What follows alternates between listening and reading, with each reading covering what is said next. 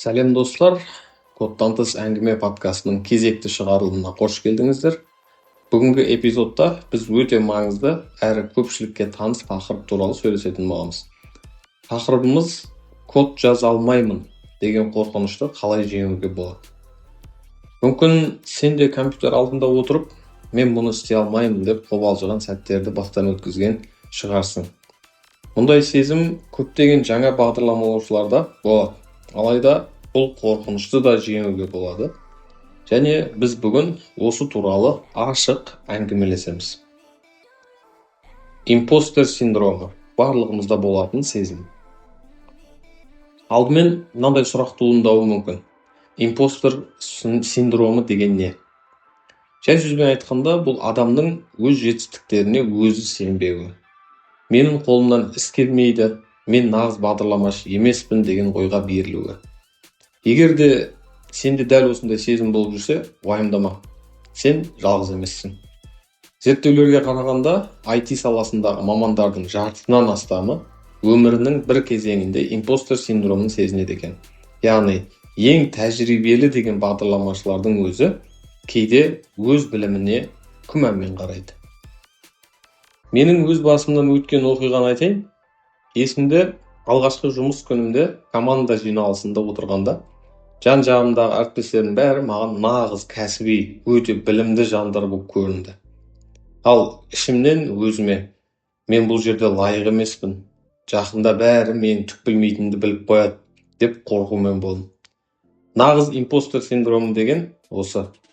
Бірақ қызығы, біраз уақыттан кейін сол кәсіби көрінген әріптестерінің өзі бір-бірінен кеңес сұрап, қателесіп, қайта-қайта үйреніп жүргенін байқадым. Сөйтсем, олар да бәрін біле бермейді екен. Уақыт өте келе тәжірибе жинақтап, жаңа нәрселерді үйренген сайын, өз-өзіме деген сенімім артып, мен лайық емес шығармын деген күдік біртіндеп сейіле бастады.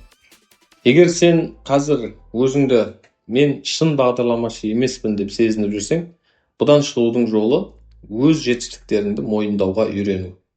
Үйренген жаңа нәрсе жетістік. Жазған кішігірім кодың жұмыс істеп кетсе, бұл да жеңіс. Енді сол жетістіктеріңе менсінбей қарауды қою керек. Әркім кішкентайдан бастайды. Және сен де сол жолда келе жатырсың. Импостер синдромы мазаласа, есіңе ал. Осы уақытқа дейін қаншама нәрсе үйрендің. Демек, алға жылжып келатсың. Ең бастысы бұл сезімнің көп адамға тән екенін түсіну. Сен жалғыз емессің. Менен ештеңе шықпайды деген сенімсіздік. Код жазуды жаңа үйреніп жүрген көп адамдар алғашқы қиындыққа тап болған кезде өзіне деген сенімін жоғалта бастайды. Бір қатені бірнеше күн бойы түзете алмай, немесе бір тапсырманы орындай алмаса, ішінен менен ештеңе шықпайды, мен бағдарламалауды үйрене алмаймын деген ой пайда болуы мүмкін. Бұл ой таныс естіледі ме? Мұндай сенімсіздік талай адамның көңілін түсіріп, қолын байлаған. Менің өзімде студент кезімде дәл осындай күйді бастан өткіздім. Информатика пәнінен бір жобада қатты қиналып, кодымды еш жүргізе алмай қойдым. Сағаттар бойы экранға қарап, сан мәрте түзетіп көріп, нәтиже шықпаған соң түңіліп кеттім. Болды, менен бағдарламашы шықпайды екен. Қанша тырыссам да істей алмаймын деп, өзімді жегідей жедім. Бірақ бір күн демалып, ертесі сабама түсіп, мәселеге басқаша қырынан келіп көрейін деп қайта отырдым. Осы жолы үлкен мәселені кішкене бөліктерге бөліп, жаймен қарап шығып едім. Ақыры қатемді тауып, бағдарламамды жүргіздім. Сол сәттегі қуанышым әлі есімде. Егер сол түні-ақ қолды бір сілтеп бәрін тастап кеткенімде, бәлкім бұл проблема мүлде шешілмей қалар еді. Ал мен берілмей, тағы бір талпыныс жасағанымда, қиындықтың шешімі табылды. Айтпағым, бір-екі сәтсіздіктен кейін өзіңе менің қолымнан келмейді екен деп үкім шығаруға асықпа. Бағдарламалауды үйрену шыдамдылықты талап ететін жол. Бір мәселені шеше алмағаның, оны мәңгіге шеше алмайсың деген сөз емес. Керісінше, қателіктер арқылы үйреніп, келесіде соны жақсырақ түсінетін болады сөз. Танымал бір сөз бар. Табыс 1% таланттан, 99% еңбектен тұрады. Расында бір нәрсеге табанды еңбек етсең, ерте ме кеш пе нәтижесін көресің. Сондықтан өз-өзіңе сенімсіздікпен ештеңе шықпайды деуді доғарып, оның орнына бәлкім қазір қиын шығар, бірақ үйреніп аламын деп айтуға тырыс. Сенімсіз ойдың орнына үміт пен табандылық қою. Үйренудің ең дұрыс жолы. Ең мықты бағдарламашылар да бір кезде осындай қиындықтан өткенін ұмытпа. Олар да алғашында сенімсіз болған, бірақ қиындыққа мойымай еңбектене берген. Сен де солай істей аласың. Алғашқы код және күйзеліс. Енді бағдарламалауды бастаған кездегі алғашқы күйзеліс туралы айтайық. Код жазуды алғаш қолға алған сәттің басың қатып кетеді. Жаңа тіл, жаңа ережелер, мұның бәрі миға бірден сыймайтын тәрізді. Есімде, ең бірінші рет код жазғанда бағдарлама түк жұмыс істемей қойды. Экранда түсініксіз қате туралы қып-қызыл жазулар шыға берді. Компьютер маған ашуланып қате деп айқайлап жатқандай сезілді. Шошып кетесің әрине. Мен бірдеңені бүлдіріп алдым ба, немесе компьютерді бұзып қойдым ба деген ой келеді. Сөйтсем, бар болғаны кодымда бір кішкентай символды ұмытып кетіппін. Жай ғана нүктелі үтір белгісін қоюды. Оны түзеткен соң бағдарлама дұрысталып, жұмыс істей келді. Өзім ойлаймын, осындай кішкентай қате үшін қаншама күйедім десеңші. Алғашқы қадамдарда көп нәрсе түсініксіз болғандықтан күйзеліс пен стресс болуы заңды. Өйткені бағдарламалау деген тек синтаксис жаттау емес, ол жаңа логикаға үйрену, компьютермен ойша сөйлесуді меңгеру. Ал жаңа нәрсе әрдайым миды шаршатады. Мысалы, машина жүргізуді алғаш үйренгенде бірден оңай болып кетпейді ғой. Руль, жылдамдық, айналаңды қадағалау, бәрін қатар ойлау керек. Содан адам күйзеліске түседі. Бірақ уақыт өте келе үйреніп, көп нәрсе автоматты әрекетке айналады. Код жазуда да дәл солай. Әуелде әр жақшаны, әр нүктелі түрді уайымдап отырсаң, кейінірек қолың үйреніп кетеді. Қателерді тез тауып, сабырмен қарайтын боласың.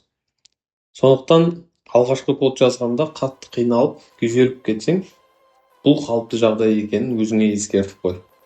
Миың жаңа үлкен жүктеме көтеріп жатыр. Оған уақыт керек. Өз қарқыныңмен үйрен. Бірінші күннен бастап бәрін біліп кетуің шарт емес. Қателерге сабырмен қарап, олардан сабақ алуға тырыс. Басында қиын болып көрінген нәрсе уақыт өте келе қарапайым болып қалатынына сен. Әрбір бағдарламашы алғашқы кезде осылай қиналған. Сен де сол жолдан өтіп жатырсың. Күйзеліс уақытша екенін ұмытпа. Өзгелермен салыстырудың зияны. Бағдарламалауды үйреніп жүргенде, өзіңді өзгелермен салыстыру ең жиі кездесетін әрі ең зиян әдеттердің бірі. Қасыңдағы сыныптасың немесе әріптесің бір тапсырманы жылдам орындап тастайды. Ал сен әлі қиналып отырасың. Сонда ішіңнен, неге ол мұны тез түсінеді, ал мен түсінбеймін? Менің миым баяу ма деген ойлар келуі мүмкін. Таныс па бұл сезім? Өзіңді өзгемен салыстырып, өзіңді төмен бағалау мотивацияны күрт құртатын нәрсе. Менің басымнан осындай жағдай өткен. Университетте топтасымның бірі кодты өте жылдам жазады. Және бәрін лезде түсініп алады. Біз қалғандары оған іштей таңырқап қызыға қарайтынбыз. Ал мен болсам өзімді онымен салыстырып, неге мен оның деңгейінде емеспін? Менің миым неге оныкіндей емес? Деп уайымдайтынмын. Кейін белгілі болды, әлгі топтасым мектеп кезінен бастап бағдарламалауды үйренген екен. Яғни оның бізден бірнеше жылдық тәжірибесі бар болып шықты. Ал мен университетке келгенде ғана алғаш рет код жазуды бастадым. Әрине, тәжірибем аз. Кезде бәрін бірден оның жылдамдығымен меңгере алмасым анық. Мұны түсінген соң өзімізді орынсыз салыстыруды қойдым да, оның орнына өзімнің бір ай бұрынғы деңгейіммен қазіргі деңгейімді салыстыруға тырыстым. Сонда ғана шын өсуімді байқай алдым. Шынында да әркімнің жолы әртүрлі. Біреу бала кезден компьютерге жақын өссе, енді біреу мүлдем басқа саладан келіп жатыр. Кейбіреулердің математикалық іргетасы мықты болуы мүмкін, ал басқалары дизайн немесе логика жағынан күшті болуы ықтимал. Біреуді тек сырттай көрген жетістігіне қарап, бағалап, өзіңді сонымен салыстыру бұл дұрыс емес. Әсіресе қазіргі заманда әлеуметтік желілер мен форумдарда адамдар көбіне тек өздерінің жетістіктерін ғана бөліседі. Мысалы, мен керемет қосымша жазып шығардым деп мақтанады. Ал оның артында сол адамның қанша қиналып, қанша қате жібергені көрінбейді. Сондықтан сырттағы жарқыраған көрініске алданба. Өзіңді тек өзіңмен ғана салыстыр. Бүгінгі сен, кешегі сенен де көп нәрсе үйрендің бе? Міне, маңыздысы осы. Егер үйренсең, алға жылжығаның. Басқалармен салыстыруды мотивация үшін қолдануға болады. Мысалы, үлгі алып, өзіңде қандай қасиетті дамытуға болатынын көру үшін. Бірақ ешқашан олар мықты, ал мен әлсізбін деген оймен салыстырма. Әркімнің даму жолы өзіне тән. Ал еңбектеген адамның уақыт өте келе міндетті түрде жетістігі келеді. Сен тек өз прогресіңе назар аударсаң, түбінде өзгелер сенен үлгі алатын деңгейге де жетесің. Қателесуден қорқу. Бағдарламалауда жиі кездесетін тағы бір үлкен қорқыныш қателесуден қорқу. Көптің көкейінде қателессем не болады? Бәрін бүлдіріп алсам қайтем? Деген үрейлі сұрақ тұрады. Әсіресе жаңадан бастап жүргендер әр батырманы басқанда, әр код жолын жазғанда, жүрегі дүрсілдеп, қате жіберіп қоймаймын ба деп алаңдайды. Шын айтсам, бағдарламалауда қателессең, әлем тас-талқан болып кетпейді. Қателік бұл қалыпты нәрсе. Керек десең, қателік бағдарламалаудың ажырамас бөлігі. Әрбір код жазушы күн сайын қателік жібереді десем, артық айтқандық емес. Өйткені код жазудың жарғысы сол қателерді тауып түзету. Егер сен қате жасамасаң, демек жаңа нәрсе үйреніп жатқан жоқсың деген сөз. Менің басымнан бір өткен оқиғаны айтайын. Бір жолы бағдарламамда шексіз цикл жазып қойып, компьютерім қатып қалғаны бар. Экран жауап бермей алды, ешқашан қозғалмайды. Әбден үрейім ұшты, ойбай, компьютерін бұзып алдым деп қатты қорықтым. Қатып қалды өйткені компьютер. Ақыр соңында амалсыз компьютерді өшіріп, қайта қосып көрдім қайттан. Кодымды бүйтіп қарасам, түзету керек болды, сөйтіп түзеттім. Нәтижесінде компьютерде сау, мен де аманмын. Бәрі орнына қайтып келді. Сол қателігім маған жақсы сабақ болды. Шексіз цикл жазып қоймау үшін қандай шарт қою керектігін мықтап түсініп алдым. Мұндай мысалдар өте көп. Тәжірибелі деген әрбір бағдарламашының артында күлкілі қателік оқиғалары тұнып тұр. Бірі байқамай бүкіл сайттың дизайнын өшіріп алса, екіншісі деректер қорында қате сұраныс жасап, маңызды ақпаратты өшіріп алған. Тағы бірі жай ғана бір тыныс белгісін қоймай, бағдарламасын істен шығарған. Бірақ олар сол қателерінен қорықпай, керісінше сол арқылы үйренді. Қазір сол қателері есіне түссе, жымиып қана қояды. Себебі әр қате оларды шыңдай түсті. Сондықтан қателессем не болады деп қорыққаннан ештеңе істемей тоқтап қалма. Қателесесің, түзейсің. Сосын жалғастырасың. Бітті. Керек болса, басында эксперимент ретінде ойнап көр. Кодты бұзып алсаң да қайта түзете аласың. Қателерді апат емес, ұстаз деп қабылда. Әр қате саған бір жаңа сабақ үйретсін. Ешкім алғашынан мінсіз код жазбайды. Егер біреу мен бірден мінсіз жаздым десе, сенбе. Қателеспеймін деп қатты уайымдасаң, батыл қимылдау қиын болып қалады. Ал қателерден қорықпай кіріссең, сол қателердің өзі сені мықты бағдарламашы етеді.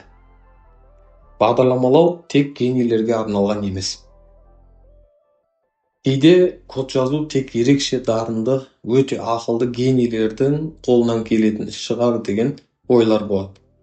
Ғылым мен математикаға жүйрік адамдар бағдарламалауда жылдамырақ дамитын сияқты көрінуі мүмкін. Бірақ шындығында бағдарламалау тек генийлерге ғана арналған деп ойлау үлкен қате. Бұл стереотипті бұзатын уақыт жетті. Бағдарламалау үйренгісі келген әр адамға ашық сала. Әрине, қабілет пен қызығушылық әркімде әртүрлі, бірақ ең бастысы тұрақты үйрену мен жаттығу. Өзіме қарасам, мен өзімді ешқандай гений санамаймын. Мектепте математикадан олимпиада жеңіп, физикадан керемет нәтиже көрсеткен адам емеспін. Қатардағы жай ғана оқушы болдым. Соған қарамастан бағдарламалауды игере алдым. Қазір күрделі жобаларда жұмыс істеп жүрмін. Неге? Өйткені Басты фактор қызығушылық пен еңбек. Егер адамға код жазу ұнап, ол тоқтамай үйрене берсе, уақыт өте кәсіби деңгейге көтеріледі. Мұнда туа біткен ерекше таланттан гөрі табандылық маңыздырақ рөл атқарады. Мен танитын бір әріптес университетте мүлдем басқа мамандықтан келген, яғни басқа мамандықты оқыған. Мысалға, журналистиканы тәмамдаған адам дейік. Жұмыс істеп жүріп, 30-дан асқан шағында бағдарламалауға қызығып, курстарға қатыса бастады. Әуелде айналасындағылар сенің техникамен не жұмысың бар, кеш қалдың деп күмәндаған болады. Бірақ ол берілген жоқ.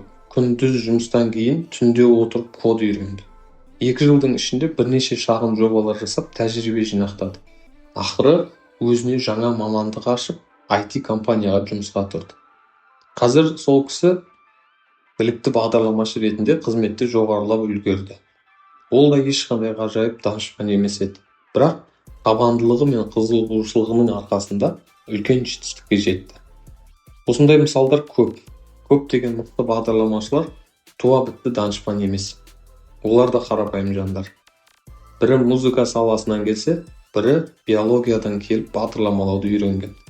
Бала күтімімен үйде отырған кезде де код жазуды меңгерген аналар да бар. Ең бастысы ниет пен еңбек. Бағдарламалау тек вундеркиндтерге арналған деген мифке сенбеу керек. Бағдарламалау жай құрал. Оны үйренем деген кез келген адам меңгере алады. Сен де меңгере аласың. Гений болмасаң да. Тырысып, еңбектеніп, бұл саланы игеру өз қолыңда екенін ұмытпа. Қорқынышты жеңу жолдары, нақты кеңестер. Әңгімемізді қорытындылап, енді код жаза алмаймын деген қорқынышты жеңуге көмектесетін бірнеше нақты кеңеске тоқталайық. Қорқынышыңның қалыпты екенін мойында. Ең алдымен өзіңдегі қорқынышты қабылда. Біріншісі бұл, қорқып тұрмын деп мойындау ұят емес. Керісінше, оны жеңудің алғашқы қадамы. Әр адам жаңа іске кіріскенде белгілі бір күмән мен қорқыныш сезінеді. Сенің де солай сезінуің қалыпты нәрсе. Екінші, үлкен мақсатты кішкентай қадамдарға бөл. Бірден аса үлкен жобаны игеремін деп өзіңе шамадан тыс жүк артпа. Оның орнына мақсатыңды шағын бөліктерге бөл.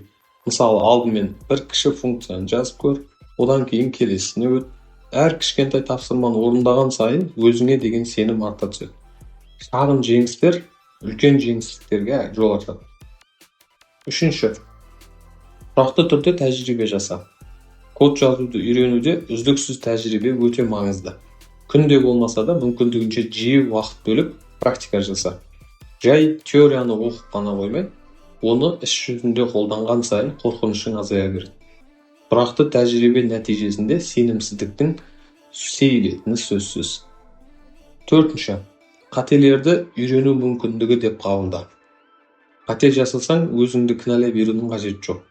Оның орнына мен қай жерде қателестім және одан не үйрендім деп өзіңе сұрақ қой. Қателеріңді талдап, сабақ ала білсең, әр қате сені бір саты жоғары көтереді. Осылайша қателесу қорқынышы да азаяды. Өйткені әр қате жаңа білім екенін түсіне бастайсың. Бесінші, өз прогресіңді байқап, атап отыр. Кейде тек алға қарап жүріп, қаншалықты өскеніңді байқамай қаласың. Сондықтан уақыт арасында тоқтап, осы күнге дейін не үйренгеніңді ой елегінен өткізу керек. Мысалы, 6 ай бұрын мен мүлде түсінбейтін бір нәрсені қазір жасай алсаң, бұл үлкен жетістік. Сол жетістігіңді мойындап, өзіңді мақтап қоюды ұмытпа. Қажет болса, өзіңе кішкентай сыйлық жасап, марапаттап қой. Бұл әдіс мотивацияңды жоғалтпауға және мен ештеңе үйренген жоқпын деген кері ойдан сақтануға көмектеседі. Алтыншы, көмек сұраудан жасқанба. Егер бір түйінді жалғыз шеше алмасаң, басқалардан сұрауға ұялма. Ментор, әріптес, немесе интернеттегі форумдар болсын, сұрақ қойып кеңес алудан қашпа. Бағдарламашыларға арналған түрлі қауымдастықтар жаңа үйреніп жүргендерді қолдауға әрдайым дайын. Біреудің қарапайым түсіндірмесі сені түсінбей жүрген мәселені әп сәтте шешіп беруі мүмкін. Жетінші, қауымдастыққа қосылып бірге үйрен. Өз ортаңды табу өте маңызды. Жаңа үйреніп жүргендер топтасып оқыса, бір-біріне демеу болады. Мысалы, онлайн чаттардағы топтарға немесе офлайн үйірмелерге қатысып, басқа үйренушілермен тәжірибе алмасып көр. Өзгелердің де дәл сен сияқты қиындықтарды бастан кешіріп жатқанын білсең, өзіңді жалғыз сезінбейсің. Бірлесіп шағын жобалар жасау немесе хакатондарға қатысу да қорқынышты жеңіп, сенімділікті арттыруға көп көмектеседі. 8-шісі, демалып көңіл көтеруді де ұмытпа. Біз табандылық пен еңбектену туралы көп айттық, дегенмен шектен тыс күш салып, түні бойы көз ілмей кодтау жақсы нәтиже бермеуі мүмкін. Миың қатты шаршаса, қорқыныш пен стресс одан сайын күшейеді. Сол үшін жүйелі түрде демалып, басқа іспен айналысып, миыңды сергітіп алуды да ұмытпа.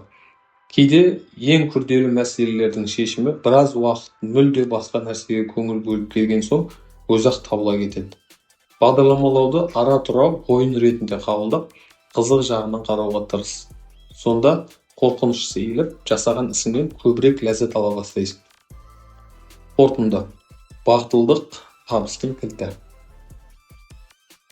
Қорыта айтқанда, код жаза алмаймын деген қорқыныш көп адамның басында болатыны қалыпты сезім. Бірақ ол сезімге бой алдыртып, арманыңдан бас тартуға болмайды.